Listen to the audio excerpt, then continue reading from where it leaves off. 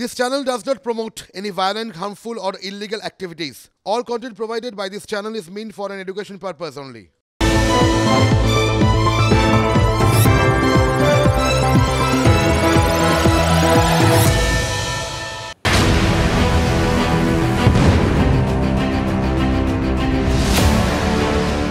দেখো উনি শাসক দলের মন্ত্রী শান্তি নেতা কাউন্সিলর মানে ছোট নেতাও নন, তা সত্ত্বেও উনি হিরো। এবং সত্যি কথা বলতে কি যে কথাটা আমরা অন্তত এই রাজনৈতিক নেতারা আমি বারবার বলি যে তারা আমাদের মার্গ প্রদর্শক, তারা আমাদের সমস্ত পরিস্থিতিগুলো সবসময় বুঝিয়ে দেন। একটা দলের কিছু হলে বাকি দলের লোকজন সুন্দরভাবে ব্যাখ্যা করে দেন, আমরা বুঝে যাই কি হচ্ছে কেন হচ্ছে। ঠিক সেরকম এটা কিন্তু ঘটনা যে দু তিনটে জিনিস এটা তো সবার মনের মধ্যে আসতেই পারে যে এর আগেও তো আমরা দেখেছি পার্থ চট্টোপাধ্যায় গ্রেফতার হয়েছেন, লাফালাফি হয়েছে, তারপর আমরা শান্তিনিকেতনে অপার বাড়ি দেখেছি, এ সমস্ত হয়েছে। কিন্তু হইচই সেই লেভেলটায় ঔৎসুক্য খানিকটা উঠে আবার পুশ করে নেমে গেছিল। আমরা দেখেছি কুন্তল গ্রেফতার হয়েছে, শান্তনু গ্রেফতার হয়েছে, এতটা হয়নি। কালীঘাটের কাকুকে নিয়ে এত সাসপেন্স, এত কিছুর কারণ কি? আসলে বিষয়টা এখন তো বুঝতেই পারছো, কারণ তো পরিষ্কার। দেখো গত কয়েকদিন ধরে যা চলছে এবং তার আগে কালীঘাটের কাকু প্রথম যেদিন মুখ খুলে বলেছিলেন তার সাহেবের কথা, অর্থাৎ তিনি ওই লিপস অ্যান্ড বাউন্সে কাজ করেন এবং সেই লিপস অ্যান্ড বাউন্সের সিইও তার সাহেব অভিষেক বন্দ্যোপাধ্যায়, এটা প্রথম যেদিন তিনি উচ্চারণ করেছিলেন সেই দিন থেকে কিন্তু তার গুরুত্ব, তার ওপর সবার ফোকাস সব কিছু বেড়ে গেছিল। এবং এই ঘটনাক্রমটা এই যে পরপর দেখো এই সদ্য লিপস অ্যান্ড বাউন্সের 7.5 কোটি টাকার সম্পত্তি অ্যাটাচ করার প্রক্রিয়া শুরু হয়েছে, সেটাও আদালতে আমরা দেখলাম ইডি জানিয়েছে, বন্ধ খামে তারা যখন জানিয়েছে এই গোটা বিষয়টা হলো। এবং তারপরে পরেই আমরা দেখলাম কালীঘাটের কাকুকে তুলে নিয়ে যাওয়া হলো। অর্থাৎ গোটা বিষয়টার মধ্যে যে মুহূর্ত ওই টুইস্টটা এবং যোগাযোগটা রয়েছে সেইখান থেকেই কিন্তু এত ঔৎসুক্য এবং এতটা সবার কৌতূহল, এই জায়গাটাই কিন্তু মানে কোথাও গিয়ে রাজনীতি ঢুকে পড়েছে গোটা বিষয়টার মধ্যে। এবং সেই জন্যেই এই কালীঘাটের কাকুর এই গোটা বিষয়টা অন্য মাত্রা পেয়ে যাচ্ছে, এটা কিন্তু পরিষ্কার করে বুঝে নেওয়া দরকার। প্রশ্ন 1, 2, 3 করে যদি ধরি তাহলে এক, কি আছে কাকুর গলায়, কেন তাকে নিয়ে এত বেশি আগ্রহ, কোন জায়গাটায় গিয়ে তিনি একটা তুরুপের তাস হতে পারেন, কি প্রমাণ হতে পারে, তাকে কেন্দ্র করে কার কাছে পৌঁছানো যেতে পারে, এই প্রশ্নগুলো কিন্তু সবার মনের মধ্যে রয়েছে। এর জবাবটা কিন্তু আদালতে গিয়ে মানে অন্তত প্রমাণ করতে হবে ইডিকে, এবং লোকে কিন্তু সেই দিকে তাকিয়ে আছে। পিউ, কোনো সন্দেহ নেই কাকু স্পেশাল হয়েছেন, কারণ কাকু অ্যারেস্ট হলে অন্য কারোর কাছে পৌঁছানো যেতে পারে। কাকুর গলা স্পেশাল হয়েছে কারণ গলায় নাকি অন্য কারোর সঙ্গে কথোপকথনের কিছু প্রমাণ রয়েছে। সুতরাং কাকু পুরো এন্টিটিটাই অন্য কারোর সঙ্গে জড়িয়ে। এই অন্য কেউ কে, এটাই এই মুহূর্তে $1 মিলিয়ন কোয়েশ্চেন। অমিতাংশ, আমি আবার আসবো তোমার কাছে। এই মুহূর্তে সুজাতা ফলো করছে অ্যাম্বুলেন্স, আমাদের অন্য প্রতিনিধিও কিছু আপডেট নিয়ে রয়েছে আমার সঙ্গে। দীক্ষা আছে। দীক্ষা, কি আপডেট তোমার কাছে রয়েছে বলো। দেখো এসএসকেএম থেকে তো বেরিয়ে গেলেন ইতিমধ্যে সুজয় কৃষ্ণ ভদ্র, যেটা গত কয়েক মাস ধরে আটকে রেখেছিলেন। এবং আজকে আমরা দেখতে পাচ্ছি কয়েক মিনিটের মধ্যে তিনি ঢোকায় পৌঁছে যাবেন তার ভয়েস স্যাম্পল টেস্টিং এর জন্য। গতবার তিনি অসুস্থতার আরেকটা ভান বলবো কি না জানি না, কিন্তু তিনি আরেকটা অসুস্থতার কথা বলে সে যাত্রায় তিনি রক্ষা পেয়েছিলেন, কিন্তু এই যাত্রায় তিনি রক্ষা পেলেন না।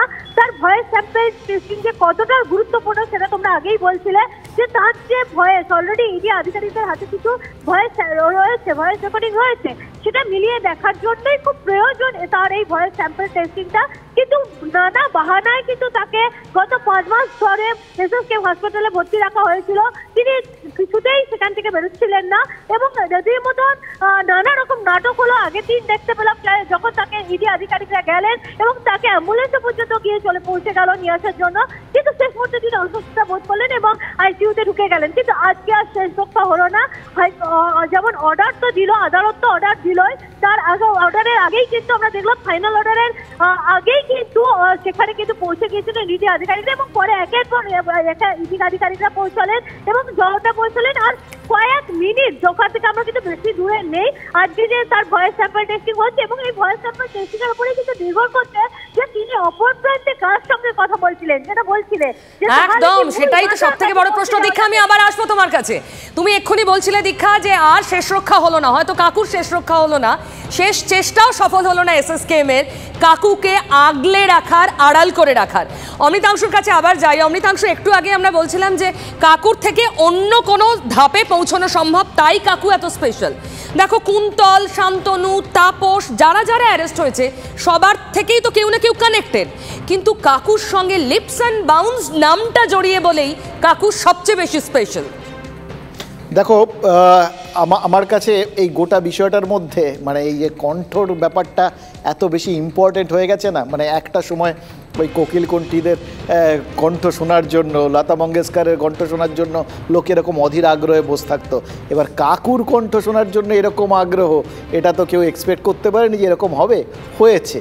এবার যেটা প্রমাণ করতে হবে আর কি, ওই বললাম যে সেই কণ্ঠর থেকে সত্যি সত্যি সেরকম মহামূল্যবান কিছু বেরোবে যেটা পরবর্তী ক্ষেত্রে কাজে লাগবে আর কি। ফলে এটা কিন্তু ইডির ওপরও একটা মারাত্মক চাপ। এই যে একটা ব্রেক থ্রু করলো, সেটা মানে একটা জিনিস কত লোককে চাপে ফেলে, ইডিকে চাপে ফেললো। এবার ইডিকে তো সেটা গোটা ব্যাপারটা, কাকু তো চাপে আছেই, ছেড়ে দাও, বা ওখানে জ্যোতিপ্রিয় মল্লিক 2-3টে ঘর পড়ে, তারও তো প্রবল চাপ, এটা নিয়েও কোনো সংশয় নেই। যত দেখেছেন এরমভাবে তুলে নিয়ে যাওয়া হচ্ছে কাকুকে, তিনি কি আর চাপে পড়েননি? নিশ্চয়ই পড়েছেন। কিন্তু এবার একই সঙ্গে ইডির ওপর চাপ, কারণ এবার তো তাদের এবার প্রত্যাশাটা তো একদম চূড়ান্ত জায়গায় চলে গেছে। সবাই তো মোটামুটি ধরে নিয়েছে যে কাকু যাবে আর ব্যাস, তারপরেই কেল্লা ফতে। সেটাকে তাদের করতে হবে, না করলে তো লোকে বলবে যে গোটা ব্যাপারটাই বিভিন্ন আগে তাদের সম্পর্কে যা যা লোকে বলেছে সেই সমস্তগুলোই আবার অভিযোগগুলো ফিরে আসবে। সেই জায়গাটা এবার বোধহয় চান্সটা বেশি, কারণ ডেডলাইন আছে কোর্টের।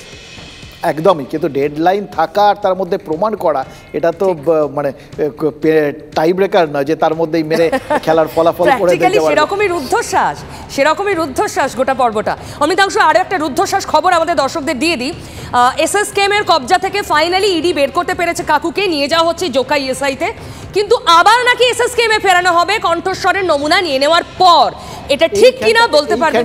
এইখানটাতে পিউ আমি বলবো, এইখানটাতে কিন্তু এবার ওই চাপের বিভিন্ন পর্ব রয়েছে। তো এই চাপের পর্বটা হচ্ছে এসএসকেএম এর ওপর চাপ, অর্থাৎ এসএসকেএম থেকে বার করে নিয়ে যাওয়া হলো, দেখিয়ে দেওয়া হলো এসএসকেএম থেকে বার করার অবস্থায় তিনি আছেন। এবার তারপরে এসএসকেএম ফিরিয়ে দেওয়ার পর এবার এসএসকেএমকে সিদ্ধান্ত নিতে হবে তারা তাকে অ্যাকসেপ্ট করবে না তাকে কি করবে আর কি। তারপর যদি তারা আবার এরকম অসুস্থ বলে রেখে দেয়, নাকি আরো 5 মাসের একটা অধ্যায় তৈরি হবে। যাই করবে এবার তাদের কিন্তু সেই সিদ্ধান্ত নিতে হবে এবং সেই সিদ্ধান্তের যৌক্তিকতা তাদের ব্যাখ্যা করতে হবে। এবার ইএসআই তারা কিন্তু যদি অসুস্থ হয়, মানে যদি সত্যিই কাকু সেরকম অসুস্থ হন, দেখো কোনো লোক যদি অসুস্থ হন তার অসুস্থতা নিয়ে বিন্দুমাত্র হাসি ঠাট্টা করার কোনো আগ্রহ আমার নেই। তার চিকিৎসা পর তিনি যতই বিচারাধীন হন তার চিকিৎসা পাওয়ার অধিকার রয়েছে, ডেফিনেটলি তিনি পাবেন। সব থেকে ভালো চিকিৎসাটা তার পাওয়া উচিত, প্রত্যেকটা মানুষের পাওয়া উচিত, তারও পাওয়া উচিত। হ্যাঁ, এবং তিনি তো পাচ্ছিলেন, যার জন্য ওই বাচ্চাদের বেডেও প্রয়োজনে তাকে দিয়ে দেওয়া হয়েছিল, সেটা নিয়ে কোনো সমস্যা নেই। কিন্তু এইবার সেই যে তিনি পাচ্ছেন তার যৌক্তিকতা প্রমাণ কিন্তু এসএসকেএমকে করতে হবে। আমার মনে হয় সিজার আমাদের সঙ্গে রয়েছে, সেও নিশ্চয়ই আমাদের জানাবে যে এই ভয়েস টেস্টে ব্যাপারটা কি এবং পরবর্তী ক্ষেত্রে এই চাপগুলোর কি হলো। আজকে তো না বললেই নয়, এখন মোটামুটি তুমি টেক ওভার করে নিয়েছো লোকের কাছে সমস্ত ব্যাপারগুলোকে। আমাদের প্রতিনিধিরা রয়েছেন, তারা প্রতি মুহূর্তের এই আপডেটগুলো দিচ্ছেন। কালকে আবার যখন না বললেই নয় নিয়ে আসবো, সিজারের কাছে যাই বরং। একদম সিজার, কালকে না বললেই নয় এসে আমি আবার তখন হয়তো আরও কিছু বিষয়গুলো পরিষ্কার হবে, তখন নয় লোকজনের সাথে তখন গল্প করব। পিউ, সিজার আবার কাকুকে এসএসকেএম এ ফেরানো হবে যে খবর পাচ্ছি, এটা সত্যি? কেন? আচ্ছা সিজার, তোমার কাছে আমি আগে যেটা জানতে চাইছি তাহলে এই ভয়েস স্যাম্পল টেস্ট, এটা অ্যাকচুয়ালি কি করা হবে, মানে কিভাবে এই টেস্ট হয়? দেখো, গোটা বিষয়টা খুব জটিল এমন কিছু নয়, একদম সাউন্ড প্রুফ একটা ঘর। সেই ঘরে সেখানে সিএফএসএল এর যারা ফরেন্সিক এক্সপার্ট তারা থাকবেন, চিকিৎসকরা থাকবেন, একজন ব্যক্তির তার যে ভয়েস, সেটাকে ভয়েসের যে নমুনা, সেই নমুনাটাকে সংগ্রহ করা হবে। এই নমুনা সংগ্রহ করবার পরের ধাপ হচ্ছে, এখন পর্যন্ত তদন্তকারী সংস্থা সুজয় কৃষ্ণ ভদ্রর কণ্ঠস্বর বলে যে ভয়েস রেকর্ডিং পেয়েছে, সেটা এই সুজয় কৃষ্ণ ভদ্রেরই কিনা সেটা প্রমাণ করবার জন্য দুটো ভয়েসকে সেই মেলানো হবে। সে সম্পূর্ণ যান্ত্রিক পদ্ধতিতে ফরেন্সিক এক্সপার্টরা সেটা মিলিয়ে দেখবেন, কারণ প্রত্যেকের ভয়েসের একটা ইউনিকনেস রয়েছে। সেই ইউনিকনেসটা কখনোই একজনের আরেকজনেরটা নকল করতে পারেন না, সেই ইউনিকনেসটা মিলে গেলে তাহলে সেটা প্রমাণিত হবে, আদালতের কাছে প্রমাণিত হবে যে এনফোর্সমেন্ট ডিরেক্টরেটের কাছে সুজয় কৃষ্ণ ভদ্রের ভয়েস হিসেবে যে রেকর্ডিং বা কল রেকর্ডস রয়েছে সেটা আদতেই সুজয় কৃষ্ণ ভদ্রের, এবং সেখানকার তথ্য অর্থাৎ সেখান থেকে এটাই পরের ধাপ হচ্ছে সেই যে তথ্য ওই রেকর্ডিংয়ে রয়েছে, যে তথ্যকে সবথেকে বেশি গুরুত্ব দিচ্ছেন ইডি আধিকারিকরা, সেই তথ্য তাহলে সুজয় কৃষ্ণ ভদ্রই বলেছেন। কারণ সুজয় কৃষ্ণ ভদ্র তদন্তে বিভিন্ন সময়ে অসহযোগিতা করেছেন এবং সেখানে দাঁড়িয়ে তার কাছে সেটাই প্রশ্ন থাকবে, আপনি টেলিফোনে যে বক্তব্য রেখেছেন সেটা প্রমাণিত, তাহলে তার পরের ধাপের জিজ্ঞাসাবাদের রাস্তা খুলবে এবং সেই তথ্যকে আইনি গ্রহণযোগ্যতা নিয়ে আদালতে পেশ করতে পারবে এনফোর্সমেন্ট ডিরেক্টরেট। এবং সেই তথ্য যে যথেষ্ট চমকপ্রদ, খালি বলবো না চাঞ্চল্যকর তথ্য, সেটা কিন্তু ইডি একাধিকবার ইঙ্গিত দিয়েছে। এবং সেই জায়গায় দাঁড়িয়ে পিউ, তোমাকে যে প্রশ্নটা বারবার আসছে কিংপিন মাথা, সেখানে কয়েকটা ঘটনাক্রম তোমাকে বলবো একবার মনে করিয়ে দেওয়ার জন্য।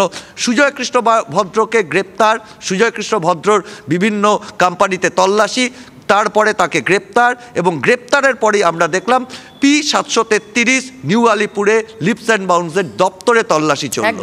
সেই তল্লাশির পরবর্তীতে দেখা গেল সেখানেও কিন্তু সুজয় কৃষ্ণ ভদ্রর কানেকশন রয়েছে, কারণ তার সংস্থা থেকে লিপস অ্যান্ড বাউন্সে টাকা ঢুকেছে এবং সেই টাকাটা নিয়োগ দুর্নীতির টাকা বলে ইডি দাবি করলো। তার পরবর্তীতে আমরা দেখলাম সরাসরি লিপস অ্যান্ড বাউন্সকে কিন্তু ইডি অভিযুক্তের তালিকায় রাখলো। গতকাল যে রিপোর্ট তারা জমা দিয়েছে সেখানে তারা স্পষ্টই বলেছে সিজার, আমি আবার আসবো তোমার কাছে সিজার, আমি আসবো। আর একটা ব্রেকিং নিউজ আমার সঙ্গে রয়েছে সৌরভ দত্ত, সৌরভের কাছে যাব। আবার এসএসকেএম এ ফেরানো হতে পারে ইএসআই থেকে স্যাম্পল নেওয়ার পরে, এটা কি সত্যি সৌরভ?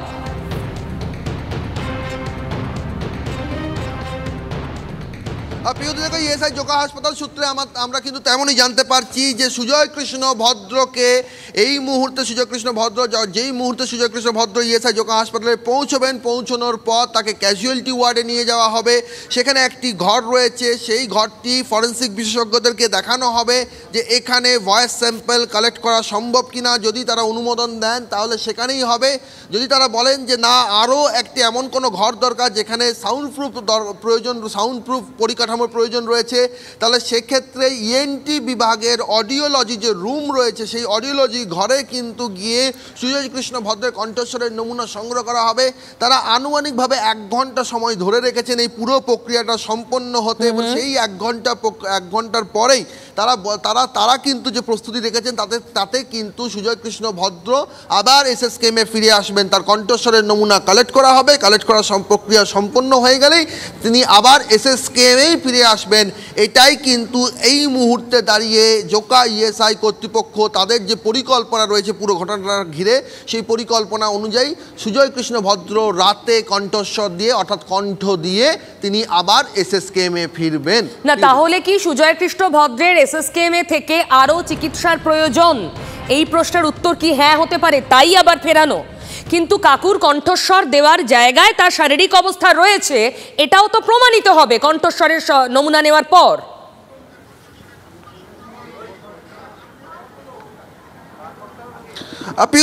আগে যে আদালতের যে নির্দেশটি রয়েছিল, যে নির্দেশে ইএসআই জোকা হাসপাতালে সুজয় কৃষ্ণ ভদ্রের কণ্ঠস্বরের নমুনা সংগ্রহ করার জন্য ইএসআই জোকা হাসপাতালে নিয়ে যেতে বলা হয় সুজয় কৃষ্ণ ভদ্রকে, সেই নির্দেশে কিন্তু এটাই বলা হয়েছিল যদি প্রয়োজন পড়ে তাহলে সুজয় কৃষ্ণ ভদ্র সেই হাসপাতাল ইএসআই জোকা হাসপাতালে তাকে ভর্তি রেখে, তাকে চিকিৎসাধীন রেখে তার কণ্ঠস্বরের নমুনা সংগ্রহ করা হবে যদি প্রয়োজন হয়।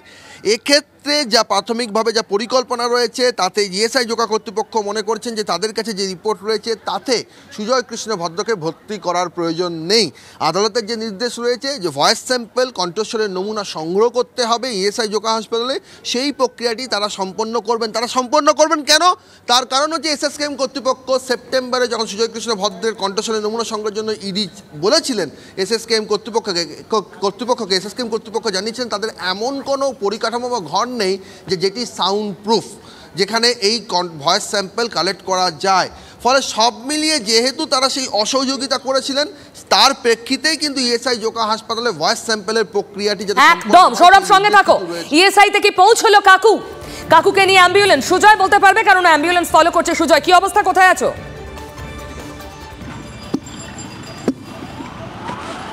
পিউ দেখো, এই মুহূর্তে শখের বাজার পেরোলো এই কনভয়, অর্থাৎ যে অ্যাম্বুলেন্সে করে নিয়ে যাওয়া হচ্ছে সুজয়কৃষ্ণ ভদ্রকে, সেই অ্যাম্বুলেন্স এই মুহূর্তে শখের বাজার যে মেট্রো স্টেশন, সেই শখের বাজার মেট্রো স্টেশন পেরোচ্ছে। আমার সহকর্মী গৌরবকে বলবো যদি সম্ভব হয় দেখানো, তার কারণ আমরা কনভয় ফলো করছি। সামনে বেহালা যেহেতু অত্যন্ত যানজটপূর্ণ এলাকা, অন্য গাড়িও রয়েছে। একদম সামনেই দেখতে পাচ্ছ যে নীল আলো, নীল লাল যে বাতি রয়েছে, সেই বাতিতেই সেই গাড়িতেই কিন্তু সেই অ্যাম্বুলেন্সে নিয়ে যাওয়া হচ্ছে সুজয়কৃষ্ণ ভদ্রকে। সুজয়কৃষ্ণ ভদ্রকে সেখানে নিয়ে যাওয়ার পরই, যেটা তুমি একটু আগে বলছিলে যে এসএসকেএমে কেন নিয়ে আসা হবে, তার কারণ ইডি ইএসআই হাসপাতালে নিয়ে যাচ্ছে কিন্তু শুধুমাত্র তার কণ্ঠস্বরের নমুনা সংগ্রহ করার জন্যই। ইএসআই হাসপাতালে শুধুমাত্র তার কণ্ঠস্বর নমুনা সংগ্রহ করার জন্য। এসএসকেএম হাসপাতালে তার যে চিকিৎসা চলছে, সেই চিকিৎসা পদ্ধতিতে কিন্তু এখনো পর্যন্ত প্রশ্ন তুললেও আদালত কিন্তু বলেনি এসএসকেএম হাসপাতালে চিকিৎসা হবে না। আদালতের যে অর্ডার রয়েছে, অন্তত নিম্ন আদালতের যে অর্ডার রয়েছে, তাতে বলা হয়েছে যে জোকা ইএসআই হাসপাতাল সুজয়কৃষ্ণ ভদ্রকে নিয়ে যাওয়ার পর তার পর্যাপ্ত যে শারীরিক চিকিৎসা, অর্থাৎ যে প্রাথমিক মেডিকেল টেস্ট, সেই মেডিকেল টেস্ট করবে। তিনি যদি কণ্ঠস্বরে নমুনা দেওয়ার মতো পর্যায়ে থাকেন তখনই তার নমুনা নেওয়া হবে। আর যদি সেই সময় তিনি না নমুনা দিতে পারেন, তাহলে একদিন রেখে পরদিন তাকে নমুনা নেবে, এবং নমুনা নেবে সিএফএসএল অর্থাৎ সেন্ট্রাল ফরেন্সিক সায়েন্স ল্যাবের যারা অডিও এক্সপার্ট রয়েছেন, সেই অডিও এক্সপার্ট রয়েছে তার নমুনা নেবেন। এবং এক্ষেত্রে একজন সিনিয়র এক্সপার্ট সিএফএসএল থেকে তাকেই তলব করা হয়েছে তাকে এই কণ্ঠস্বরে নমুনা নেওয়ার জন্য। এবং সেই প্রক্রিয়াটাই কিন্তু আর কিছু সময় মধ্যে শুরু হবে, তেমনটাই আশা করা যাচ্ছে। তার কারণ আর কিছু সময়ের মধ্যেই জোকা ইএসআই হাসপাতাল খুবই কাছে রয়েছে এই অ্যাম্বুলেন্স, যে অ্যাম্বুলেন্সে করে সুজয়কৃষ্ণ ভদ্রকে নিয়ে যাওয়া হচ্ছে। ফলে সেখানে পৌঁছানোর পর এক মুহূর্তও বিলম্ব করতে চান না তদন্তকারীরা, এক মুহূর্তও বিলম্ব করতে চান না জোকা ইএসআই হাসপাতালে যারা এক্সপার্টরা রয়েছেন।